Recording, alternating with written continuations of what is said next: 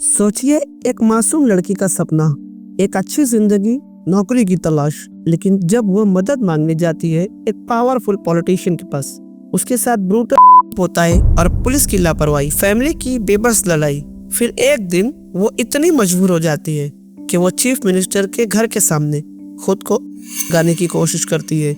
ये कहानी सिर्फ क्राइम की नहीं, बल्कि हिम्मत और जस्टिस के अगेंस्ट की है। केस चलता है, कन्विक्ट को उम्र कैद की सजा मिलती है।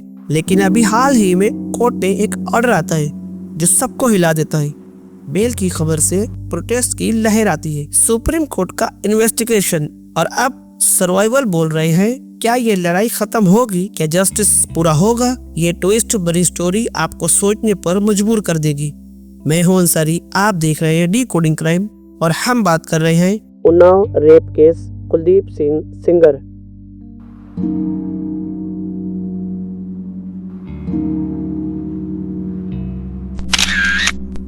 ये कहानी शुरू होती है 2017 से उत्तर प्रदेश के उन्नाव जिले के एक छोटे से गांव। एक 17 साल की लड़की जो अब सर्वाइवल के नाम से जानी जाती है, नौकरी की तलाश में वो बीजेपी के तब के एक एमएलए कुलदीप सिंह सेंगर के घर पहुंचती है मदद मांगने के लिए। लेकिन वहाँ जो होता है वो बहुत डार्क होता है। सेंगर, उनके भाई अतुल सिंह और कुछ साथियों ने एलिजेटली उस बच्ची का गैंग किया। फैमिली ने पुलिस में कंप्लेंट डाली, लेकिन शुरुआत में कोई सॉलिड एक्शन नहीं हुआ। पुलिस लापरवाही करती रही, जैसे इस केस को दबाने की कोशिश कर रही हो।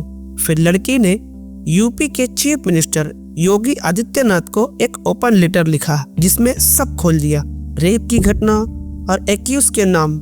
ये लेटर वायरल हुआ और केस मोमेंट में आया। लेकिन अभी भी फैमिली को थर्स मिल रहे थे, जान मारने की धमकी। पुलिस के इनएक्शन से तंग आकर 8 अप्रैल 2018 को सर्वाइवल ने सीएम के रेसिडेंट के सामने खुद को लगाने की कोशिश की। इतनी बेबस हुई कि उसको ये कदम उठाना पड़ा। उसके कुछ ही दिन बाद सर्वाइवल के पिता को जुडिशियल कस्टडी में मौत हो गई। बॉडी पे इंजरीज थी, पोस्टमार्टम में ब्लड पॉइजन बताया गया। ये एक कस्टोडियल डेथ थी और उसने इस पूरे केस को हिला के रख दिया। अतुल सिंह अरेस्ट हुए, कई पुलिस ऑफिसर सस्पेंड हुए और फाइनली सेंगर के खिलाफ एफआईआर हुई। रेप के चार्जेस लगे। सीबीआई को ये केस ट्रांसफर किया गया। इलाहाबाद हाई कोर्ट में ये केस शिफ्ट हुआ। सीबीआई ने इन्वेस्टिगेशन में अरेस्ट हुए सेंगर, उनके भाई और दूसरे इन्वॉल्व लोग, उन सब पर चार्जशीट फाइल हुई। फिर एक और बड़ा शॉक, 2019 में सर्वाइवल और उनके लॉयर की कार को रायबरेली में एक ट्रक से टक्कर मारी गई, जिसमें उनकी फैमिली के 2 मेंबर की मौत हो गई। सर्वाइवल और उनके लॉयर इंजर्ड थे। ये एक्सीडेंट सस्पिशियस था, ट्रक नंबर प्लेट छुपाया गया था। फैमिली ने पहले ही सुप्रीम कोर्ट को इस थ्रेट के बारे में बताया था, एक लेटर लिखकर। सुप्रीम कोर्ट ने केस को नोटिस किया और सब रिलेटेड केस दिल्ली ट्रांसफर किए। बीजेपी ने सेंगर को पार्टी से एक्सपेल कर दिया। ट्रायल चला दिल्ली कोर्ट में और दिसंबर 2019 में सेंगर को रेप केस में लाइफ इम्प्रूवमेंट मिली, साथ ही फाइन। और फिर मार्च 2020 में सर्वाइवल के पिता की डेथ में सेंगर और दूसरों को 10 साल की सजा मिली। लग रहा था कि जस्टिस मिल रहा है, लेकिन अपील शुरू हुई इंटीरियम बेल, मेडिकल या फैमिली रीजन पे।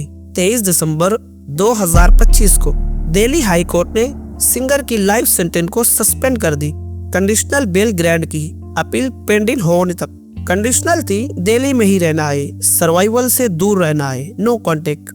ये ऑर्डर पॉक्सो एक्ट के बेस पर था। सर्वाइवल ने इसको फैमिली की एक मौत कहा। प्रोटेस्ट शुरू हुए दिल्ली में, सड़कों पर रोक उतर आए। महिला राइट्स ग्रुप ने नारे लगाए, no bail for rapist. Social media पे ये ट्रेंड चलने लगा, पब्लिक आउटरेज उठी। सीबीआई ने तुरंत केस को सुप्रीम कोर्ट में चैलेंज किया। सुप्रीम कोर्ट ने हाई कोर्ट के ऑर्डर को स्टे किया, सेंगर जेल में ही रहेगा। सुप्रीम कोर्ट ने सर्वाइवल को लीगली एड देने का ऑर्डर किया। ये पब्लिक प्रेशर का नतीजा था। ये केस बताता है कि जस्टिस की राह लंबी होती है, लेकिन हिम्मत से आगे बढ़ते रहो। आपको ये स्टोरी कैसी लगी और इस वीडियो के बारे में कमेंट में अपनी राय जरूर दें। मैं मिलता हूँ आपसे नेक्स्ट किसी वीडियो में, तब तक के लिए देखते रहे डिकोडिंग क्राइम। जय हिंद।